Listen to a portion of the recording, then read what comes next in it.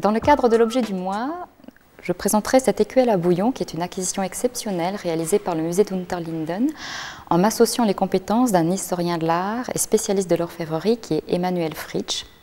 Donc nous présenterons cette écuelle à bouillon qui est un objet réalisé par le grand maître orfèvre colmarien Jean-Adam Schrick. Alors Jean-Adam Schrick est né en 1693 en Hongrie.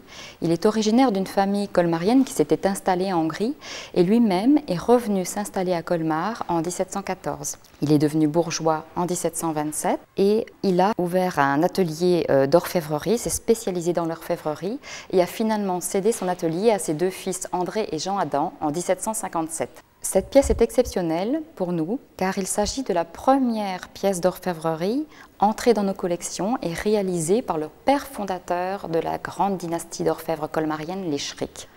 On peut identifier et dater cette pièce d'orfèvrerie grâce au poinçon qui se trouve à l'arrière de l'objet. Poinçon de commune, lettre date et poinçon de maître. Le maître c'est Schrick, donc IAS, les initiales IAS.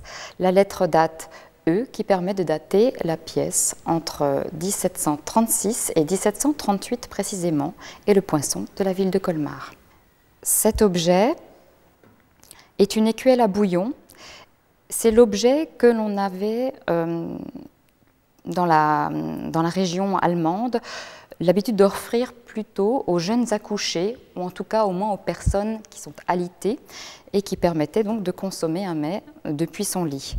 C'est une pièce exceptionnelle qui pèse près de 690 grammes, qui est en argent doré, avec un travail de gravure et de ciselure exceptionnel.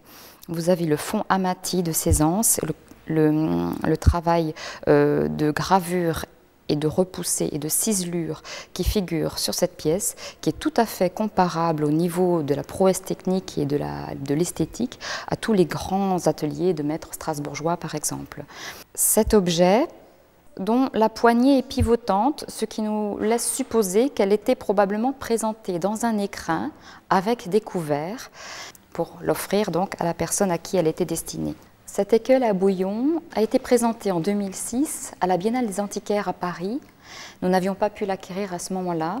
Dans l'intervalle, un collectionneur parisien s'est porté acquéreur pour éviter que cette pièce nous échappe. Alors c'est une belle histoire. Et lorsque nous avons eu la possibilité de réunir les fonds, nous nous sommes donc portés acquéreurs donc au début de l'année 2009 de cette pièce.